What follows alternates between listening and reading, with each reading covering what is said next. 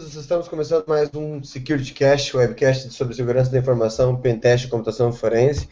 O tema hoje votado pelos internautas na verdade, é o mesmo da semana passada, que a gente acabou tendo que transferir, que a gente vai falar sobre ferramentas de recuperação de arquivos para dispositivos de armazenamento. Mas antes a gente vai falar sobre a apresentação da informação. E vou passar para o resto da equipe do SecurityCast poder se apresentar, começando em ordem alfabética pelo Alcion. Oi pessoal, boa noite. Meu nome é Alcion Júnior, sou consultor em segurança da informação e professor universitário. Estou aqui para contribuir sobre essa parte de recuperação de dados aí em dispositivos móveis, dispositivos de armazenamento de disco. Vou passar a palavra aí para o nosso amigo Gilberto Sudré. Boa noite, pessoal. É um prazer estar aqui com os meus amigos, Alcion, Alberto e Gustavo. Boa noite a todos que estão nos assistindo aqui ao vivo, depois que vão assistir também a gente no offline. Meu nome é Gilberto Sudré, sou professor universitário, sou perito na área de computação forense e consultor na área de segurança da informação. Estou aqui para a gente bater um papo sobre, como já foi dito, recuperação de arquivos e dispositivos de armazenamento. Passa a palavra para o Gustavo. Olá pessoal, boa noite, meu nome é Gustavo Martinelli, eu sou em Direito Digital, estou atuando aqui com o pessoal do SecurityCast, nosso grupo, na parte de jurídica, dá uma visão sempre mais legal para a questão da segurança da informação. E aqui, lembrando que uma homenagem ao nosso MC Racudão, tá tranquilo, tá vulnerável, sempre se preocupar com segurança da informação. Vamos lá para hoje, recuperação de dados em dispositivos de armazenamento. Bom, pessoal, a gente vai sobre recuperação de dados. E aquela história, é o tipo da coisa que absolutamente todo mundo, mesmo quem esse na área de segurança da informação, que era aquela história, levante a mão, foi lá, apertou, delete, putz, e agora? E aí, assim,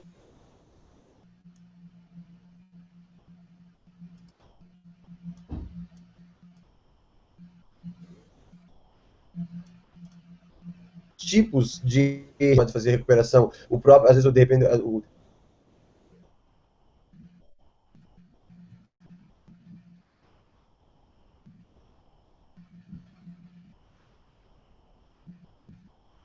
diferentes necessidades de assunto, tá? Eu queria lembrar vocês que as perguntas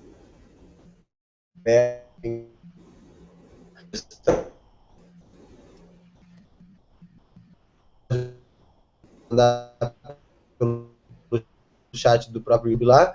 Então, se você faz parte do nosso, a gente também responde ali pelo grupo. E também se você consegue mandar através de perguntas quem está participando através da página do Google Hangouts. Bom, eu vou começar então falando a respeito de recuperação mais comum. Que é o mais, tipo assim, fala você apagou do seu computador. Sugerindo uma ferramenta que ela se chama-se Test Disk. Eu não sei se... Ô, pessoal, acho que a comunicação aí com o nosso amigo tá meio ruim, acho que caiu aí. Que vai dar continuidade. Tá todo mundo me ouvindo bem no áudio?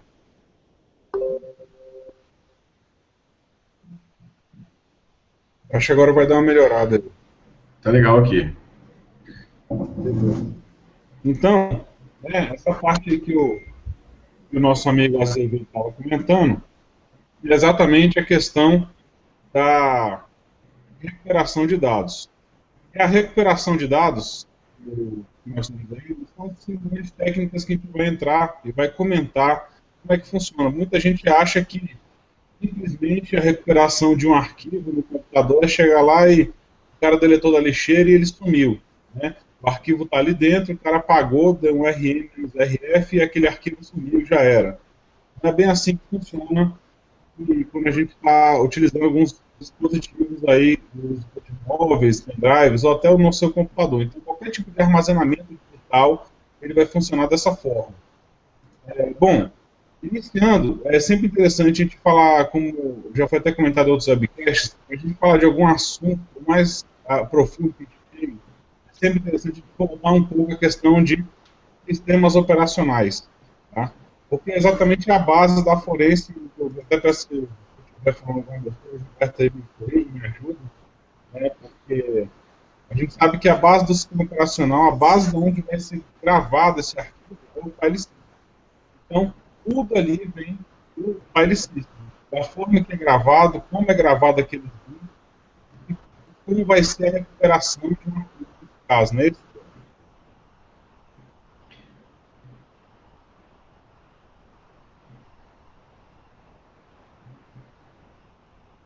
É isso mesmo? Falhou a ligação, falhou aqui, o senhor não ouviu o final da sua frase aí, desculpa. Eu falo assim, então, o que eu estou comentando é o seguinte, a questão da recuperação de arquivo, tudo vai por cima do file system, tudo é de acordo com o file system. Aí eu pedi só que você desse prosseguimento aí. Então, é verdade, essa é uma base importante para a perícia forense, porque na maioria das vezes o atacante ou o suposto criminoso que quer fazer que fez algum tipo de ataque, ele quer, obviamente, esconder os seus rastros. Então, ele vai tentar, na medida do possível, tentar ou apagar a informação que estava lá de logs, ou a informação de arquivos, ou mesmo de eventos que tenham acontecido no sistema de arquivos. E a gente tem vários tipos de sistema de arquivos diferentes. Tem os para computadores, na parte de SSD também é um desafio hoje de você fazer recuperação de dados em SSD, né, que são apagados, e mesmo na questão de smartphones, que hoje é, inclusive, uma das maiores fontes de informação para o perito, são os smartphones, porque nos smartphones você tem muito mais informação, inclusive, do que o próprio computador do suspeito, porque lá você encontra não só e-mails enviados e recebidos, ou pelo menos vestígios, né, desses e-mails, como também a parte de arquivos, a parte de fotos, que é uma questão importante, mensagens enviadas e recebidas, né, muitos dispositivos, muitos serviços de mensagem instantânea que trafegam de forma criptografada, mas deixam informações gravadas nos dispositivos das duas pontas. Então, com isso, acaba melhorando a situação de a facilidade de você rastrear a informação. Então, por isso que, realmente, a recuperação de dados em ambiente para perícia forense é uma característica importantíssima, né, nessa situação.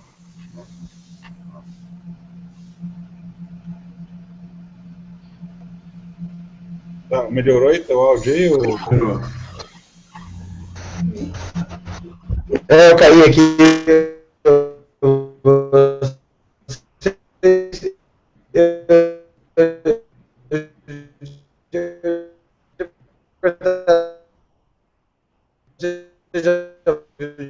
Tá muito ruim teu áudio.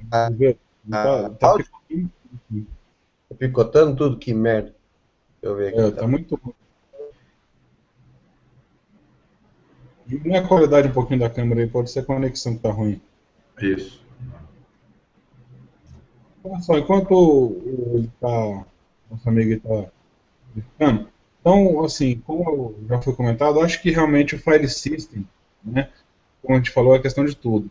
Então, tudo tem que partir dessa base fundamental, a gente entender como é que é gravado. Eu vou daqui a pouco, com os amigos colocarem os comentários aí, eu vou colocar como é que funciona mais ou menos a questão do file system, que vai compartilhar aqui com vocês, fazer a explicação desse passo a passo, digamos assim, da recuperação de arquivo. É muito interessante entender como é que o arquivo vai, para onde que ele trafega, de que forma que ele é salvo, de por que ele está sendo recuperado, né? Não é nada mágico demais, é simplesmente como é feito cada tipo de gravação dentro desse file system.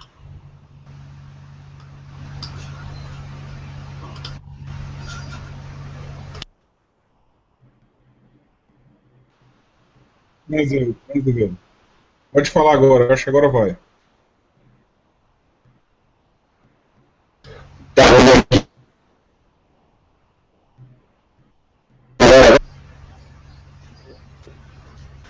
Tô ouvindo? Alô? Azevedo ainda tá ruim ainda, Azevedo. O áudio tá muito alto. O áudio tá muito alto, tá dando distorção. Espera que eu vou abaixar o áudio. Isso. Melhorou agora? Agora melhorou, isso aí. Ah, então beleza. Eu tava...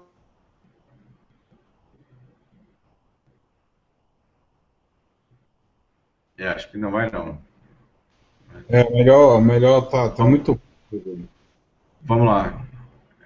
Acho que é melhor a gente começar a falar da estrutura dos file systems, senhor. E aí a gente fala um pouco de ferramenta também, né, que é uma coisa importante para isso aqui. Beleza, então vamos lá. Eu vou pegar aqui as figuras que eu tenho aqui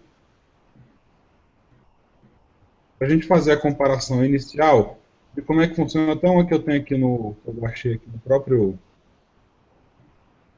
própria internet mesmo, no Google, que aparece uma coisa legal. Deixa eu só abrir aqui, vou compartilhar a câmera. Vou dar um zoom aqui nessa imagem. Muita gente está familiarizada, né? Até como funciona o próprio Windows, né? Então já tem uma familiaridade como é que é o file system. Então, para começar, nós temos que entender que existem diversos file systems, tá?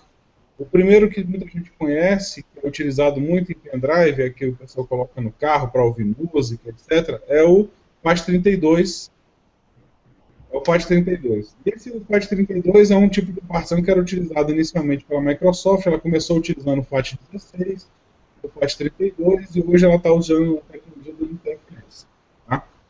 Tá? Existem também diversos outros file systems. Partindo um pouquinho para o mundo da Apple, existe o Razer FS, que é o HFS Plus, que é utilizado, que ele também fala da questão é bem parecido com o file system que é utilizado no Linux, tá? Que ele vem baseado nesses file systems. E tem também o Linux, que o Linux utiliza, que são diversos, né? O mais utilizado hoje em dia é o EXT4. O EXT4 é utilizado hoje em dia, e veio da evolução do EXT2 para o EXT3, e hoje, como eu falei, o EXT4. Bom, todos eles estão baseados hoje em dia em journaling, né, que nada mais é que a estrutura que salva os arquivos, a questão da árvore de arquivos ela é salva.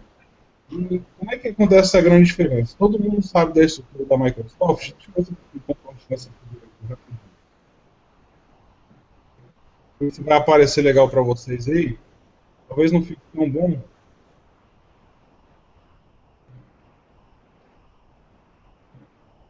Falando para aparecer legal aí? Tá bom, tá aparecendo legal.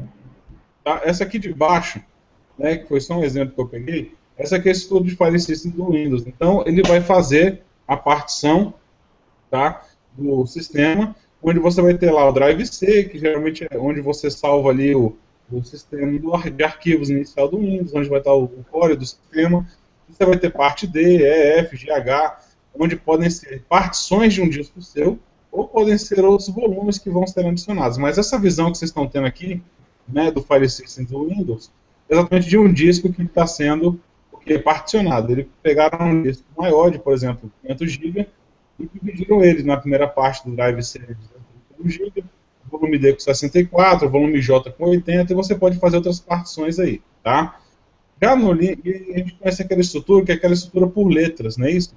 Drive C, Drive D, Drive J, e assim você vai tendo esse particionamento desse disco. No Windows, no Linux, ele não é muito diferente. A única diferença que vai ter é que a gente não vai utilizar letras para fazer essas contas de montagem, como diz, né? A gente vai utilizar o que, na verdade? Vai utilizar as nomenclaturas. Essas nomenclaturas, elas têm um porquê, né? Por que o pessoal fala assim, o barra dev, barra SDA que está sendo utilizado, é barra dev, barra SDA4, SDA5, como é que é feito essa nomenclatura? Para a gente falar inicialmente, barra dev nada mais é que device. Ele vem de device, então, quando ele bota lá na pasta do device, e aqui do lado é o SDA. SDA é a nomenclatura também que vem da questão do disco, onde S é SCSI, e A. Então, ou seja, seria o disco A, o primeiro disco. Começa aqui, barra dev, barra SDB, o disco B, barra dev, barra SDC, o disco C. Esse caso que a gente está dando exemplo aqui, do SDA, é um disco. Então, dentro do SDA, você vai ter também partições. E como é que ele vai puxar essa nomenclatura de partições? Ele vai ter aqui, ó, a primeira partição que ele falou, que é o barra, né, diferente dos dois pontos que a gente viu ali agora no Windows, ele vai ter aqui, ó, barra dev, barra SDA1. Então, 1 seria a primeira partição, onde ele montou o ponto barra. Né? Aqui do lado a gente já vê a questão da tipo de formatação que ele foi feito. Então, o file system, o tipo de file system, o sistema de arquivo que ele está utilizando é o ext3. Beleza? É que vai estar o tamanho dele, e aí, no caso, é onde está sendo gravado no disco. Então, são os locais de gravação no disco. Nesse caso aqui abaixo, ó, barra dev, barra SDA2, a gente está vendo que é a segunda partição do disco SCSI 2, do disco 1, né, a segunda partição do disco A, o SCSI, que é um device. Então, é só seguir a mesma ideia. A terceira partição do disco A, né, que a gente está vendo aqui.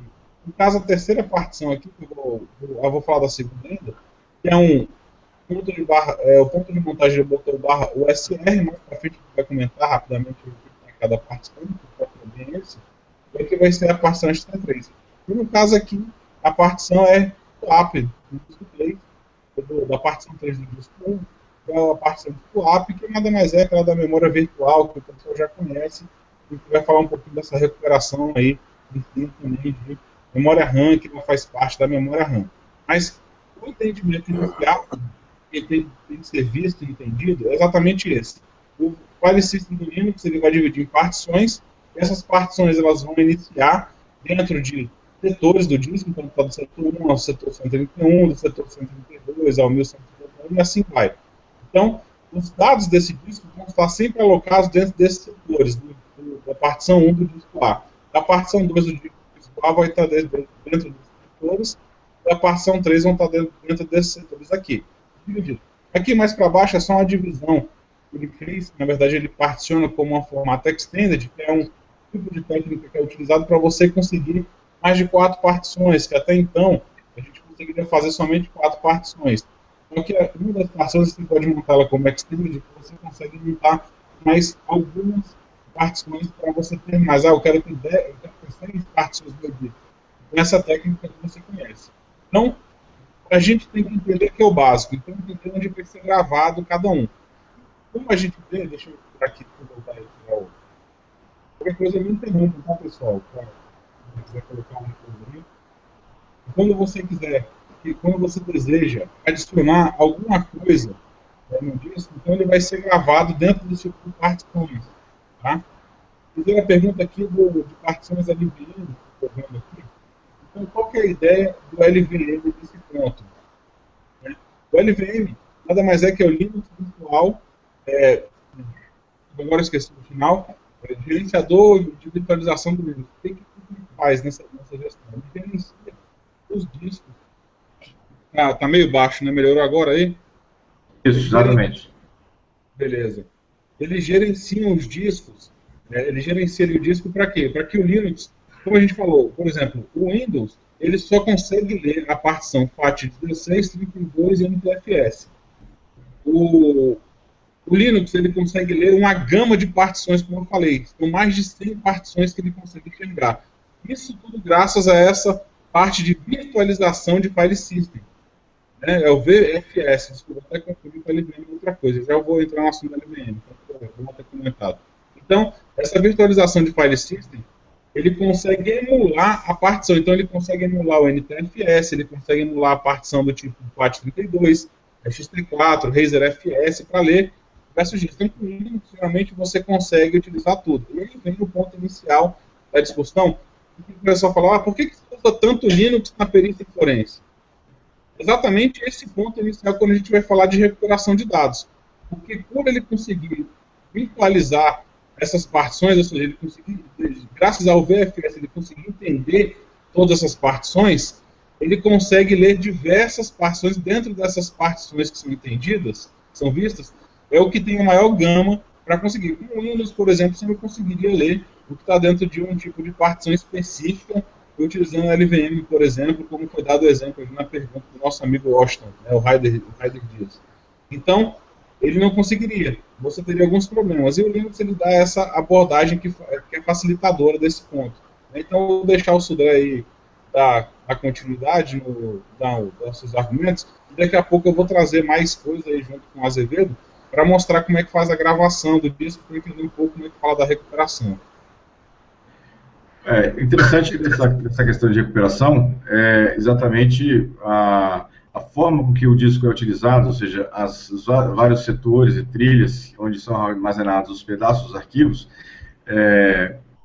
na ótica da perícia, quanto mais rápido, né, ou quanto menos alteração no disco for atualizado, exatamente por quê? Porque o sistema operacional ele reaproveita as situações. Quando você apaga um arquivo, né, ou seja, você falou aí de não é uma mágica, realmente não é mágica, né, Alcion? O que acontece é que quando você grava um arquivo no disco, esse arquivo é espalhado por vários pedaços, ou trilhas, setores do disco. E aí, quando você apaga um arquivo, na verdade o que acontece é que é colocada uma marca no diretório, na trilha de diretórios daquele arquivo, dizendo que aquele arquivo está apagado, supostamente apagado, e que ele tem, então o sistema pode utilizar aquelas trilhas e setores associados a esse arquivo.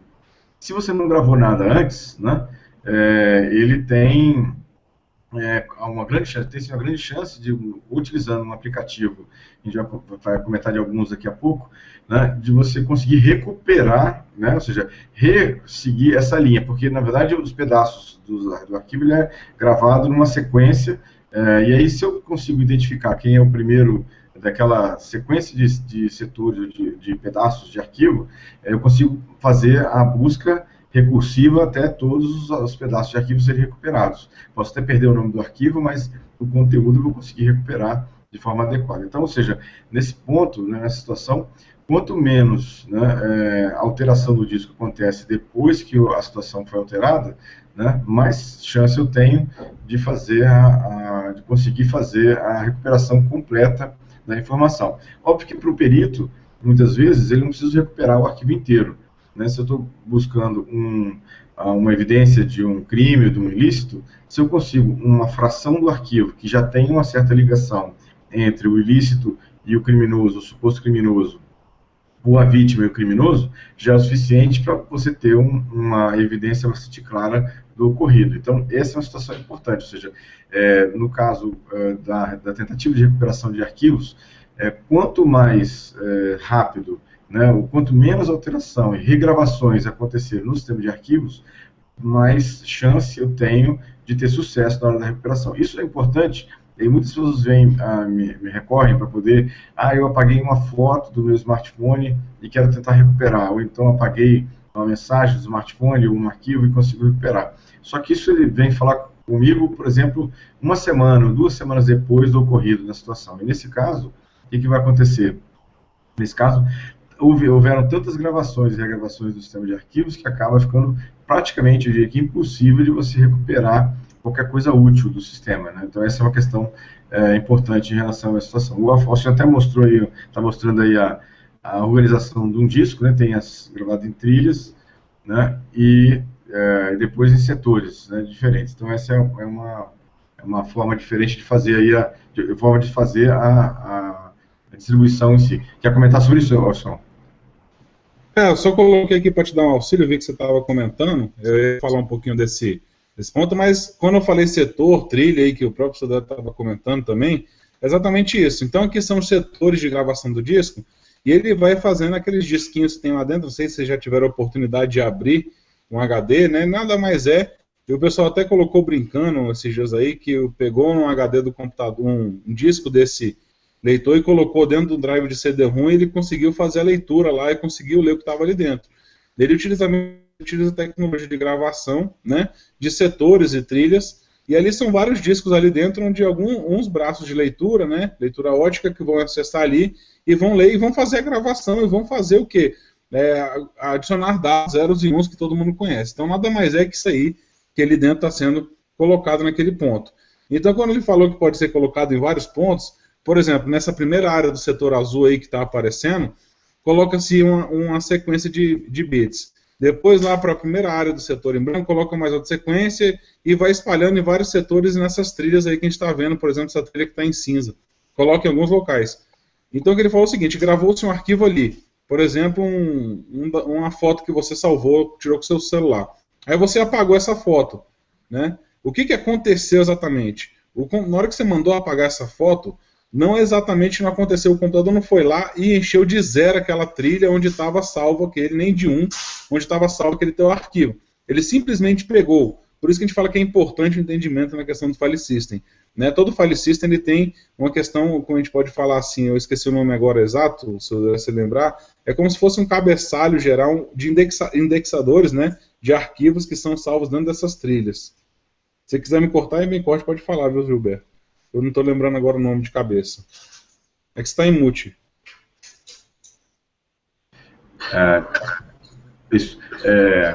São os bytes iniciais que dizem qual é o tipo do arquivo. É isso que você está comentando? O tipo do arquivo que está sendo gravado na frente. Não, desculpa, eu acho que eu não coloquei muito claro. Mas eu falo assim, todo o disco ele tem a questão do journal, e dentro do journal é onde exatamente ele vai colocar onde está cada tipo de arquivo. Então, por exemplo, como é que o computador vai saber que seu arquivo está nessa trilha cinza, num pedaço no azul, outro no branco, no primeiro e na segunda trilha do setor 3?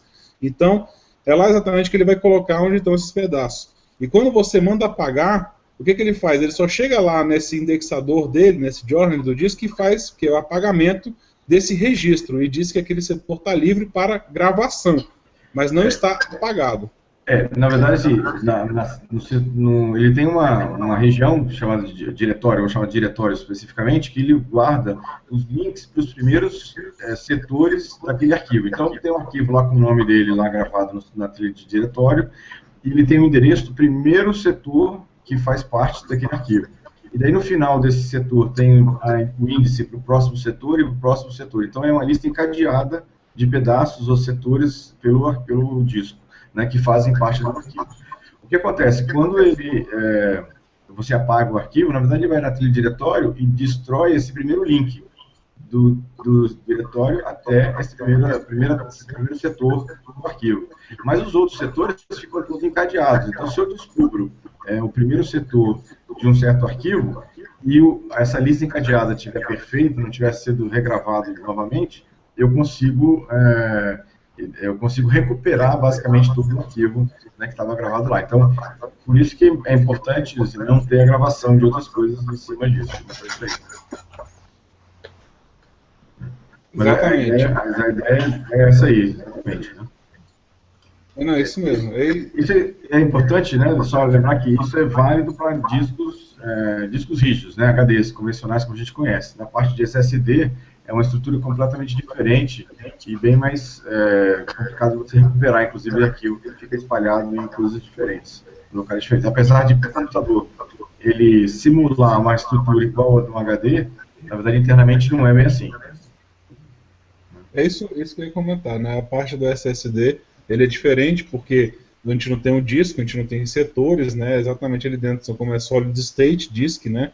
São discos, é um disco estado sólido, então a gravação vai ser diferente, mas como você já até adiantou, Sodré, é exatamente assim que ele faz a gravação, né? Ele simula como se fossem setores exatamente para fazer isso aí que a gente está comentando.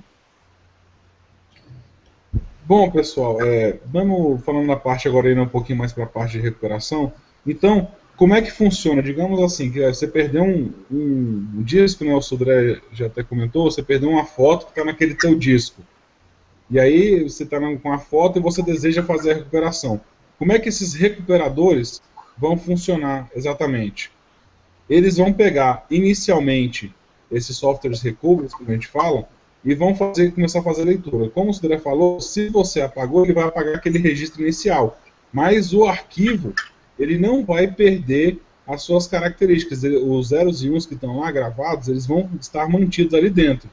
Tá? Se eles vão estar mantidos, na hora que eu for passar a leitura de unidade por unidade, ponto a ponto, ou seja, bit a bit, ele vai identificar que os bits iniciais do arquivo, aquela trilha de bits, vai ver que aquela trilha inicial não está do outro lado. Essa trilha inicial que está aqui, ele vai identificar, por exemplo, se é um arquivo JPEG, que pode ser um arquivo PDF, que pode ser um arquivo doc, que tipo de arquivo pode estar ali dentro, gravado. Então, dado essa forma de tipo de gravação, ele vai começar a identificar e vai fazer o que? Vai começar a fazer a remontagem daquela sequência de disco. Remontando essa sequência de disco, ele vai salvar o disco. Obviamente, já sabendo desse ponto, até como o Sodré elucidou, você não vai, por exemplo, recuperar, eu quero recuperar todos os dados que estão num disco, num pendrive que, sei lá, eu estou com problema. Então vai pegar aquele pendrive e salvar nele mesmo, porque na hora que você começar a fazer salvar nele, você vai estar apagando as informações, né? Dado até como falar um pouquinho da perícia forense, você vai estar matando a prova, vai estar sujando a prova, a cena do crime, né? No caso, a cena que está sendo investigada. Então, qual que é a visão importante que tem disso? Na hora que você for salvar, você estiver pegando um pendrive, salva no HD do computador que você está executando. Se você estiver salvando no HD do computador, coloca um disco, um HD externo para salvar dentro daquele HD externo que você vai recuperar, até para você não sobrescrever arquivos que você poderia ter recuperado, não é isso mesmo, Sodré? Isso aí, assim, até uma boa informação para ser lembrada, assim, a gente nunca faz a perícia em cima do HD original. Então, a primeira coisa que o perito chega, ele tem que fazer é uma imagem do HD. E aí, uma imagem, é bom a gente esclarecer aqui, não é exatamente a cópia dos arquivos que estão, né, ou só a cópia dos arquivos que estão no HD. Na verdade, a gente vai usar uma ferramenta, pode ser o DD, que é o Disk Duplicate, uma comando Linux, ou uma outra ferramenta qualquer que tenha uma eficiência na parte de perícia, em que eu vou fazer uma cópia de todo o disco. Então, todo o disco todos os setores, trilhas de setores que estão no disco, aqueles que supostamente estão ocupados ou aqueles que não estão, né? Eu vou fazer uma imagem, chama de imagem, uma duplicação pericial do HD. Essa duplicação pericial vai ser feita, como você disse, aí num outro HD, que tem uma capacidade igual ou maior do que o HD que eu estou fazendo na duplicação pericial, e aí vou fazer essa duplicação e vou trabalhar nessa imagem, né? O disco original vai ficar armazenado lá separado e eu vou trabalhar nessa imagem à parte.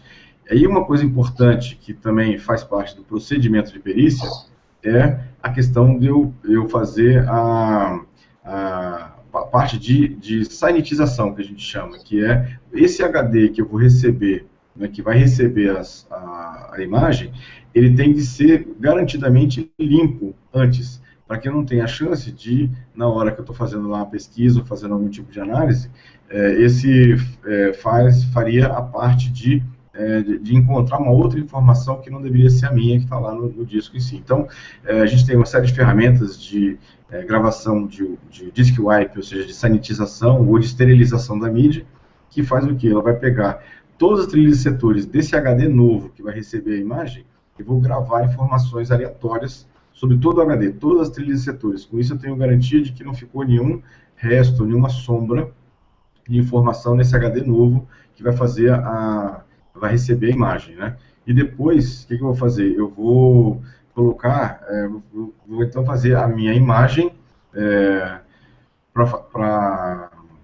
a imagem do HD original, nesse HD, suposto HD que vai receber essa imagem em si, e eu vou trabalhar nele, nessa situação, né, para isso aqui. Essa é a ideia para fazer a duplicação pericial. Só reforçando a situação que o Alcione comentou, é que quando eu apago um arquivo, o sistema operacional, né, inclusive tem sistemas operacionais que eu tenho opções para ativar isso, mas em geral os sistemas não fazem isso, ou seja, tem sistemas operacionais que têm funções de segurança, que quando eu apago um arquivo, ele vai lá e não só destrói o primeiro link do diretório, da trilha de diretório até o primeiro setor, mas ele vai lá e regrava todo o conteúdo do arquivo, né? Ou seja, ele grava por cima informações em relação a isso. E até vou fazer aproveitando aqui, uma pergunta que o Heider fez aqui antes, que quantos níveis de formatação podem ser recuperados hoje no Brasil, ou quais equipamentos podemos encontrar no mercado para o maior nível de recuperação de HDs. Olha só, isso é uma questão bastante interessante, Heider, porque quando você faz uma formatação física no HD, ou seja, eu vou e regravo, não só apago a trilha de diretório, ou seja, não apago apenas o nome dos arquivos, eu vou lá e regravo todas as informações em todos os trilhos de setores, e isso, supostamente, eu estou apagando todos os conteúdos que estão no disco. Só que, como se deixasse, ou em algumas situações, pode ficar uma certa sombra do que estava gravado antes no HD. E aí alguns equipamentos bastante sofisticados, que eu pessoalmente não conheço, pelo menos se alguém conhecer alguma informação dessa aqui no Brasil, quem tem um equipamento como esse, eu poderia recuperar os dados que estavam gravados antes dessa formatação em si, né? Exatamente por causa disso, até os governos, eles quando vão descartar HDs, né, ou vão jogar HDs fora, vão descartar, vão ceder HDs com informações sensíveis para terceiros, ou eles fazem ou eles usam uma ferramenta de wipe como essa, e aí cada governo normalmente tem a sua limitação. Por exemplo, o governo americano fala em 8 regravações, 8 formatações, segundo a sua pergunta, Raider. O governo canadense, que é o que pelo menos que eu conheço, que é o mais neurótico, vamos chamar assim, de todos, fala em 32 vezes. Então, ou seja, depende muito do que o governo está imaginando em fazer essa situação, para isso aqui, né? Para isso. Não sei se aí respondi a sua pergunta, o Washington. Aí, quer complementar, Alcion? Então, eu acho que essa parte da formatação é bem interessante comentar, assim, até na questão de como fazer essa recuperação de disco, né? Então, assim, a formatação, existe o que a gente fala, tem locais, né, que você comentou até 35 vezes. Não sei se a pessoa já viu, tem uns sistemas aí que você utiliza, operacionais com o próprio Mac OS X, você vai lá, você escolhe quantas vezes você deseja formatar seu HD lá. Até 35 vezes você escolhe o nível de profundidade. É o que eu falo, depende do que o cara tem de informação. Sabendo que eu já ouvi falar, né, que até 32 vezes ainda dá para fazer a recuperação, mas é o que você falou, né, que a gente é coisa de governo, é pesquisa. Eu nunca vi um equipamento desse, nunca testei, nunca sentei do lado de alguém que falasse que já participou, né. Quando eu trabalhei como estagiário na Polícia Federal, eles falavam que conseguiam fazer isso, mas eu nunca vi um trabalho desse, nem a máquina que faz isso aí lá, né. Depende do seu nível de neurose, né? Se for neurose turbo, mega, 2.0, aí... Vale a pena gastar 500 conto, 1000 conto aí, comprar um HD novo e queimar aquele lá e derreter ele, que não tem problema, é mais barato. Depende de quem você está querendo se proteger, né? Nesse caso, as pessoas usam destruição física do HD, né? O cara vai lá e fura, ou então como é o Google, que destrói fisicamente, ele entra numa prensa hidráulica e destrói fisicamente o HD, praticamente sem chance de recuperação. Mas essa é bem a questão. A única destruição que é garantida para não recuperar mesmo é essa física que o Google faz. Mas a gente tem na nossa mão uma solução mais simples do que formatar 32 vezes, que é o pesadelo das agências de segurança hoje em dia, que é criptografar o HD. Mesmo que criptografe com nada, você fode a vida do cara que vai querer recuperar. Então, assim, porque o grande problema é assim, por que tem tanto assim, dá pra recuperar se o cara formatar 5 vezes, 6 vezes, 7 vezes, porque a formatação é um processo meio que padrão. Agora, a criptografia, não é, ela é totalmente aleatória, então ela fode com a vida de quem está tentando recuperar alguma coisa de um... Tanto que, boa parte das vezes que eu perdi as coisas de maneira irreversível, é porque tinha criptografia envolvida no meio. Geralmente é exatamente isso aí, quando bota criptografia se torna complexo. Só respondendo as perguntas que ficaram aqui para trás, o Eduardo Prado perguntou, essa cópia de disco que você falou, Sudré, se é exatamente a questão da utilização da clonagem.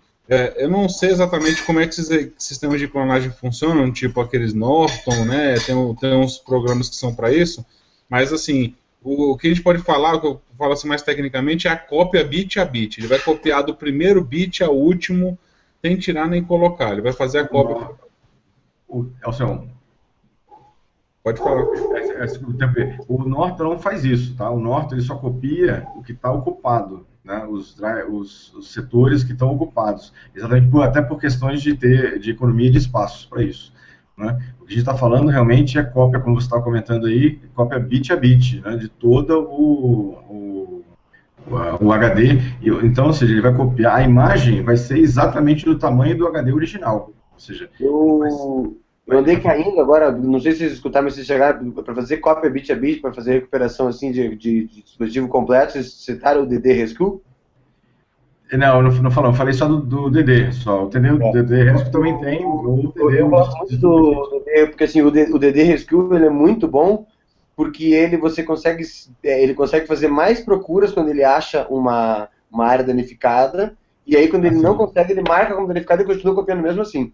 Então, a chance de você pegar, tem um disco muito danificado que você quer recuperar, e você conseguir recuperar com o DD Rescue é maior. É muito bacana, é uma ferramenta bem legal. O que eu já prefiro utilizar, falando assim de preferência, eu utilizo o DCFL DD. Foi até um descendente do DD que foi desenvolvido pelo governo americano, né, que faz essa parte de trabalho. Eu acho bem bacana, eu utilizo muito ele. Eu gosto dele também, desse aí. Para a parte de imagem é o que eu prefiro usar. Nunca tive problema com ele. Desculpa interromper, só uma dúvida com relação à recuperação. Eu escutei isso eu escutei uma vez, até procurei as fotos na internet. Não tem a da queda das duas torres do World Trade Center? Sim. Obviamente que tudo foi incinerado, esmagado ali, e tinham empresas que ela tinha a sede numa torre e o backup na outra torre. Ela tinha o site e o backup do site na outra torre. E como as duas torres caíram, elas perderam tudo, né? Então, ou era fechar as portas, ou era você dar um jeito de recuperar. E eu fiquei sabendo que pegaram os HDs, assim, em cacos. E eles colocavam esses cacos de disco de tungstênio, né, em soluções ionizadas e conseguiam acessar os dados. Assim, tirando a parte de Jornada nas Estrelas, será possível realmente? Olha só, Gustavo, eu ouvi, assim, não tenho prova, a gente lê um monte de coisa pela internet, nem tudo é verdade, a gente sabe disso lá. Eu ouvi exatamente um caso parecido com esse, das Torres Gêmeas, em que existiria um equipamento que ele conseguiria ler, mesmo discos bastante danificados, tem um produto que é colocado sobre a superfície, uma cabeça de leitura e gravação em baixa velocidade, conseguiria supostamente recuperar algumas coisas. Só que eu imagino o preço, né, do megabyte recuperado num procedimento como esse. Ou seja, a informação tem que ser alguma coisa realmente que vale a pena, né, nesse processo. Mas eu não tenho nenhuma informação a mais disso. Também a gente lê os artigos da internet. Também não tem muito segredo mesmo. Tipo assim, eu até sei também que é possível, a gente só escuta falar desses métodos de recuperação maluco, né? Mas a questão é a seguinte, a partir do momento que danificou demais o negócio, o que você vai conseguir recuperar ali de dentro são pedaços de informação. Então, por exemplo, você vai conseguir recuperar arquivos pequenos, alguma planilhas, imagens, etc. Mas arquivos grandes você não vai conseguir recuperar. Então, por exemplo, se tinha um banco de dados da empresa lá, você não vai conseguir recuperar o banco inteiro. É quase impossível você recuperar nessa situação. O Rogério, que lembrou de uma questão importante, que eu não tinha comentado antes, mas ele lembrou e é verdade. Na verdade, existe também uma forma de você apagar, né, todas as informações do HD, que é o chamado degauss. Degauss é uma grande bobina eletromagnética que você coloca o HD por dentro dela e dá um pulso eletromagnético que você literalmente assim, bagunça todas as posições eletromagnéticas do HD e ela também queima o HD, na casa. Pela outra informação, ele queima o HD também, ou seja, o HD vira um peso de papel, mas é uma opção. Se você quer descartar o HD completamente, não quer mais reutilizar o HD, aí é uma opção chamada de degauss. É vendido aqui, tem várias lojas aqui no Brasil que vendem esse tipo de equipamento. Parece uma gavetinha, você coloca o HD dentro da gaveta, fecha a gaveta dentro dessa eletroímã, um grande eletroímã, liga na tomada lá e dá um pulso eletromagnético. É só bom não deixar cartão de crédito, nada disso perto, que também vai tudo para o espaço, né? Mas é uma opção. Obrigado aí pela dica também que o Rogério lembrou muito bem. Só tem mais uma pergunta lá que ficou lá para trás. Eu até esqueci quem foi, até peço desculpa, mas eu lembro. Como é que funciona a recuperação em dispositivos móveis, tipo Android e tal? Olha só, o Android, como a gente sabe, é um dispositivo Linux, ele vai funcionar da mesma forma que é feito em cima de um HD que está formatado como partição Linux, tá? E o iOS aí é um pouquinho mais complicado, que ele utiliza a partição de Razer FS, que a gente comentou, que é Razer FS Plus, que é da Apple. Então, ele se torna um pouco mais complicado para ter esse acesso para recuperação de dados aí.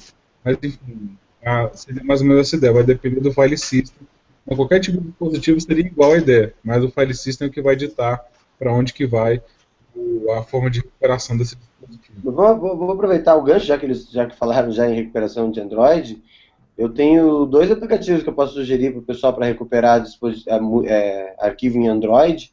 O primeiro deles é um que chama Dumpster, só que o Dumpster você tem que instalar antes de querer recuperar os arquivos. E o Dumpster implementa no Android mais ou menos o que é a lixeira no Windows e no Linux. Aí, quando você apaga um arquivo, ele na verdade não apaga, ele joga na lixeira e você consegue recuperar de maneira fácil. Aí, assim, existem aplicativos de recuperação direto, aplicativos para o Android, só que todos eles precisam, naturalmente, que você tenha root. E aí, dentre os que existem disponíveis, eu gosto muito de um que se chama Undeleter. Undeleter, que ele recupera praticamente qualquer coisa que você quiser ali, imagem, vídeo, MP3, desde que tenha sido respeitado. Pior que eu ouvi só uns pedaços da explicação do Gilberto, que eu estava no outro computador e estava muito ruim, desde que tenha sido respeitado a questão assim, se você apagou alguma coisa do seu Android, do seu computador, seja do que for, e você imediatamente ou em pouco tempo tentar recuperar, a sua chance de conseguir recuperar alguma coisa é muito maior do que se você, daqui 3 semanas, depois que já escreveu, baixou coisas novas, escreveu de novo, apagou e baixou de novo, tentar recuperar. E quanto mais você mexe no sistema de arquivos, mais complexo fica para você recuperar. Mas se você, eu já fiz alguns testes com esse aplicativo, e você vai lá, deleta os negócios, um monte de coisa, você consegue recuperar. Ele é, para mim, esse Undeleter é o que o PhotoHack é para Linux, ali quando você consegue montar o dispositivo. Claro, né, que a gente pode montar o dispositivo do celular ou tirar o cartão e jogar no computador, que daí tem ferramentas melhores. Mas às vezes, quando você não quer tirar, tem esses aplicativos, é mão na roda, né? Mas é verdade, eu iria um pouco mais a fundo, desculpa, Sodré, te interromper, só que de aplicativos. Para quem quiser ir um pouco mais a fundo nessa parte de forense, eu até já indiquei num webcast nosso, é um projeto que até já foi descontinuado, mas ele é um projeto muito bacana, que chama-se AMAT. Análise análise, eu não lembro agora, tem um nome, se você digitar AMAT aí no Google, você vai achar o site do projeto ainda existe. E então ele serve não somente para recuperar arquivos perdidos, ele é para a parte de malware também, para fazer uma análise geral em cima de dispositivos móveis, no caso, utilizando Android. Então lá vão ter essas ferramentas que foram comentadas pela gente, não com esses nomes, né, Dumpster, Undeleter, mas tem as ferramentas que são parecidas para fazer esse tipo de coisa em discos, em sistemas, no caso, de utilizam Android. Também, só dando uma sugestão de uma outra ferramenta que também precisa de root para o smartphone para poder fazer recuperação e também funciona muito bem, paga essa ferramenta, que é o Undershare. Né? Vou até colocar aqui o link no nosso chat aqui. É uma ferramenta paga, mas que ela consegue fazer... deixa eu botar só aqui, de novo. O Undershare, ele é uma ferramenta paga, precisa que o dispositivo tenha root, né, no dispositivo e você consegue recuperar arquivos em relação a isso. De novo, foi exatamente o que você falou, Roberto, que eu tinha comentado antes, ou seja, quanto mais distante fica a tentativa de recuperação, mais difícil é a recuperação do arquivo completamente, né, para isso.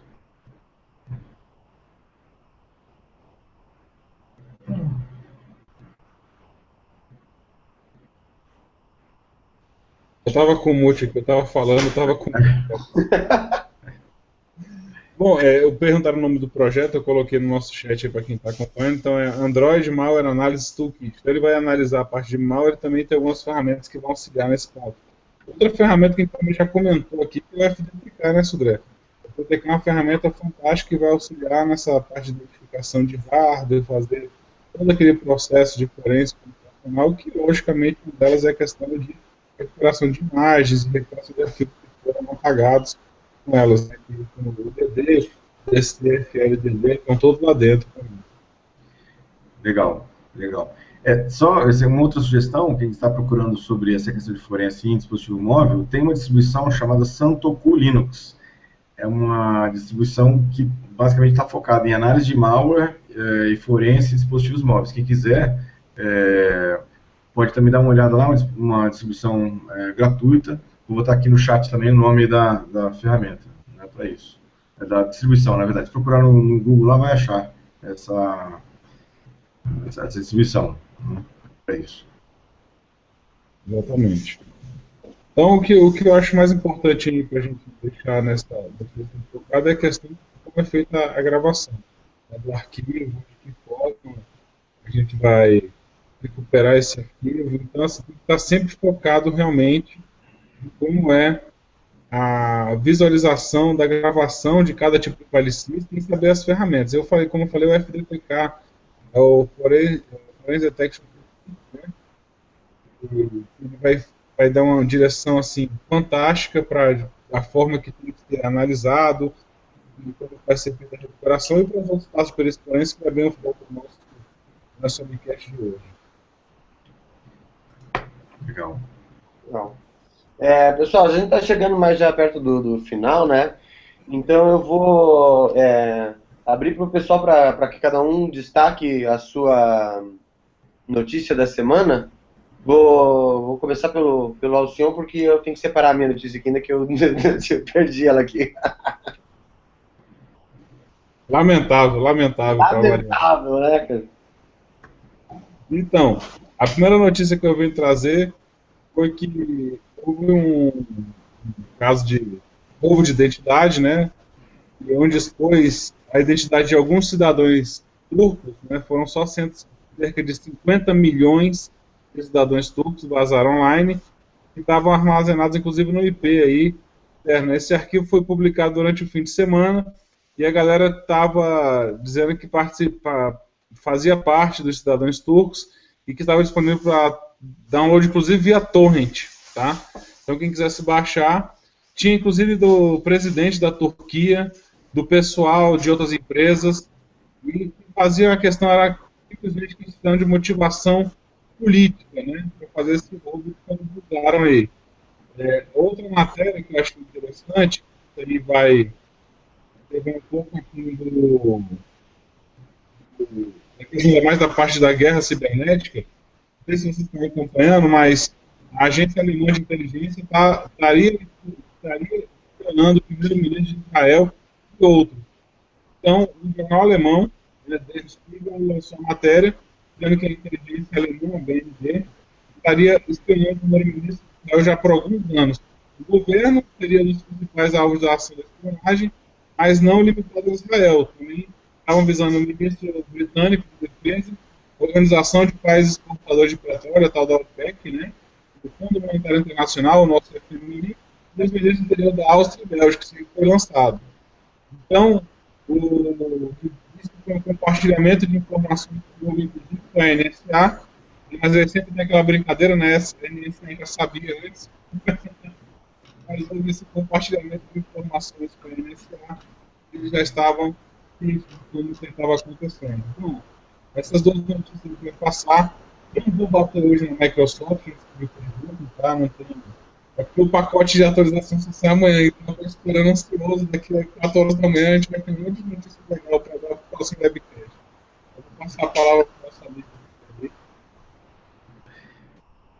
Pior que eu não consegui escutar o que você falou. Você estava falando sobre o vazamento do Panamá ou não? Alcion? Não, deixei essa deixa aí pra vocês. Ah, ainda bem que eu ia ficar puto. Falei, cara, eu passei a bola e não consegui passar pra trás. Eu não posso falar do Panamá e muito menos das escolas de segurança da informação, que senão eu apanho do Martinelli, que já marcou lá que é dele. É minha. Eu queria pegar a notícia, que pra mim a notícia da semana, talvez vai ser a notícia do mês, cara, foi o vazamento do Panamá. São 2,6 terabytes de data. De informação das principais empresas offshore, que tudo quanto é vagabundo do mundo inteiro usa. Cara, esse vazamento do Panamá, a casa vai cair para todo mundo geral. Já começou a dar um monte de rolo aqui no Brasil. Então, assim, é um vazamento gigantesco. Ele envolve desde 1900, tem documentos desde 1977. Até agora já tem mais de 140 políticos envolvidos no escândalo, incluindo até o presidente da Argentina, o rei da Arábia Saudita, cara... Até Dom Pedro I está no meio. A casa caiu geral. Eu fiquei sabendo também que já tem político aqui no Brasil que já estava fudido, está mais fudido ainda. Alberto? Oi. São 40 anos de documentos vazados, mais de 2.000 vezes maior do que o maior vazamento do Wikileaks. Exatamente. É o maior vazamento da história da internet, entendeu? E eu achei impressionante, cara, porque eu nunca tinha visto um vazamento conseguir ter tentáculos tão fortes, cara. Ele conseguiu pegar, tem gente envolvida em todos os países do mundo. Tá? Tudo quanto é vagabundo, tudo quanto é cara rico que pega e faz as maracutaias, vai tá ferrado nesse mesmo negócio. Na verdade, a gente vai levar meses e meses ainda vendo os desdobramentos dos vazamentos do Panamá. Cara, eu achei foda, muito foda. Muito foda. Eu separei, eu tinha separado também o Panama Papers também, mas eu vou deixar, já que já comentaram sobre isso, eu vou selecionar, ele tinha selecionado também uma outra notícia aqui, que foi da semana passada, que foi, obviamente, a quebra do FBI pela criptografia do iPhone, né?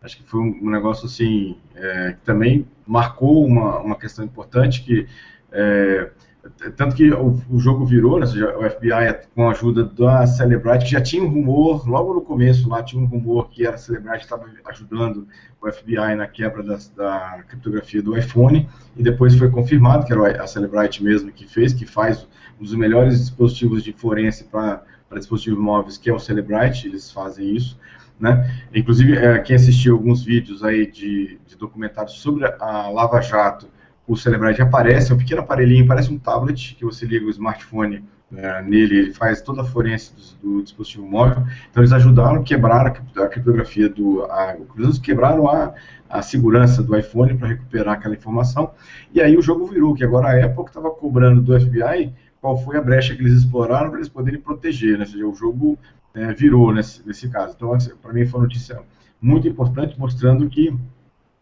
efetivamente nada é 100% seguro em relação a isso. E aí uma notícia mais recente, que depois saiu dessa também, que o Google também tinha recebido, né, e tinha ajudado o FBI a quebrar uma série de aparelhos, só que não teve tanta repercussão quanto a Apple, né, mas o Google também tinha ajudado já a quebrar segurança de dispositivos móveis em investigações da FBI. Então, acho que é uma questão importante, né, no sentido aí de segurança, de privacidade das pessoas, e essa briga vai continuar. Quer dizer, na verdade, eu ainda acredito que não adianta ficar confiando na segurança dos fabricantes. Na verdade, você tem que ter uma segurança sua, com criptografia própria. Isso vai reduzir um pouco, assim, pelo menos reduz um pouco, né, a chance de vazamento das informações dessa questão, né? Para lá. Bom, essa é minha destaque de segurança, da notícia de segurança da semana. Passou.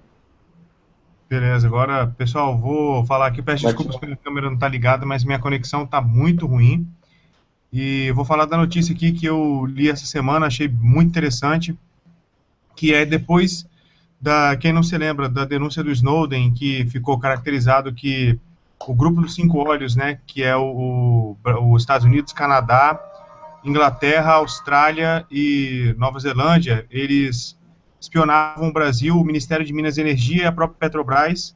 Então, depois desse vazamento de informações da denúncia do Snowden, foi editado o decreto 8135, que visa buscar segurança da informação para as comunicações do governo em âmbito federal.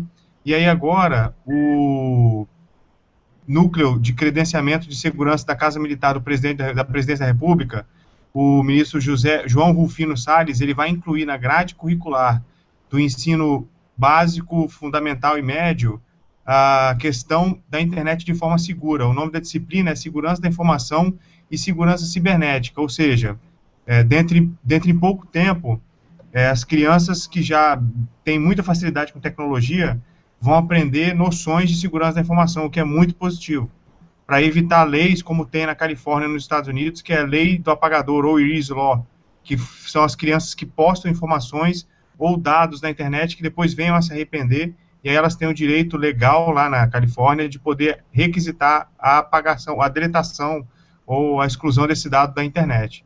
Então, a segurança da informação, mais uma vez, em voga, e tem realmente que se debater, é um tema que ninguém domina com certa profundidade, para poder usar no dia a dia e não correr tanto risco. né? E lembrar que o FBI alertou, já vem fazendo vários alertas sobre os ransomwares, né? Então, a segurança da informação tem tudo a ver, muito além de proteger o seu sigilo, proteger também você de vulnerabilidades como essas que podem acontecer, de você sofrer uma criptografia no seu HD, então tem que pagar resgate para poder ter seus dados de volta. Bom, essa é a notícia, fiquei muito feliz e espero ansiosamente para ver a ementa dessa disciplina. Lógico, não vai dar para ensinar isso com Windows, né? Desculpa falar dessa forma. Hashtag Alcion Sincero. Já falando aqui, o Martinelli já quer cavar uma vaga como professor nas escolas, né? Então já estou sentindo isso aí, ele está apoiando bastante essa notícia. Tá aparecendo mesmo, tá aparecendo. E por aí. Mas eu também quero, não me importo não. Bom, gente, então acho que vamos encerrar, né? Eu queria agradecer a todo mundo que acompanhou o SecurityCast, é sempre um prazer ter vocês aqui, é por vocês que a gente faz esse programa. Eu quero agradecer as mensagens a todo mundo que enviou perguntas e sugestões, é sempre bom contar com a participação de vocês. Quero agradecer aos meus colegas de SecurityCast pela participação. Vou deixar aqui vou abrir o braço aqui para todo mundo, para vocês se despedirem. Alcion. Então vamos lá pela ordem, né? Pessoal, quero agradecer a todo mundo aí que participou do nosso webcast. Já peço desculpa de antemão de algumas perguntas que não foram respondidas. Batendo papo ali, a gente já viu que surgiu até alguns temas para votação no nosso canal lá, que daqui a pouco o Azevedo vai falar. Então agradeço a todo mundo e mais uma vez agradeço os amigos aqui que estão participando, o Sodré Martinelli, e até o Azevedo eu vou agradecer hoje. Não gosto muito dele não, mas vou agradecer. Agradecer por hoje, foi bem bacana esse assunto da parte de recuperação de dados é bem legal, quando a gente pega ela bem na parte técnica, bem lá embaixo, para entender como é que funciona. Enfim, agora é só vocês pegarem esses programas aí, explorarem qual que é o potencial deles aí, entender como é que é feito cada coisa. Valeu, pessoal, até a próxima aí. Bom, pessoal, quero agradecer também os meus amigos que dividiram comigo aqui o SecurityCast hoje, a vocês que fizeram um monte de perguntas aqui, foi muito legal. E aí quem estiver assistindo também a gente aqui no offline também, um grande abraço, obrigado aí pela audiência, quem está assistindo online e offline também, obrigado a todos aí, um grande abraço, até o próximo SecurityCast. Votem na gente lá no nosso enquete que a gente vai colocar lá sobre o tema do próximo SecurityCast. Abraço a todos. Ô, advogado, anda, sua vez. Eu estava no mudo aqui, pessoal. Mais uma vez, obrigado por estarem com a gente. Até o próximo SecurityCast. E pessoal que estiver offline também, muito obrigado pela audiência aí, por estarem nos assistindo, estarem nos ouvindo. Podem mandar suas dúvidas, entrar no Facebook e também no YouTube e vamos compartilhar essa informação. Vamos embora. Boa noite. Até a próxima. Bom, pessoal, só lembrando que os nossos canais, vocês conseguem achar a gente através da nossa página no securitycast.com.br. Nós temos um grupo no Telegram que conta com mais de 400 membros já, nós somos o maior grupo de segurança do Telegram, e você acha a gente pelo bit.ly/securitycast. No Facebook, nosso endereço é facebook.com/seccast. No YouTube, youtube.com/securitycast. A gente também está lá no iMasters, que é no imasters.com.br/perfil/securitycast. E lá também tem o áudio dos programas, né? E a gente também botou agora o áudio dos programas, também se consegue ouvir pelo SoundCloud, para quem quiser ouvir no carro, soundcloud.com/securitycast. O próximo, eu não tenho a data aqui, qual que é o próximo SecurityCast? Vai ser dia, deixa eu ver aqui. Dia 18, né? No dia 18, o próximo SecurityCast é dia 18 de abril. E a votação vai abrir já na nossa página do Facebook daqui a alguns minutos já. Eu agradeço mais uma vez a participação de todos e até semana que vem. Valeu, tchau, tchau. Valeu, pessoal. Tchau, tchau.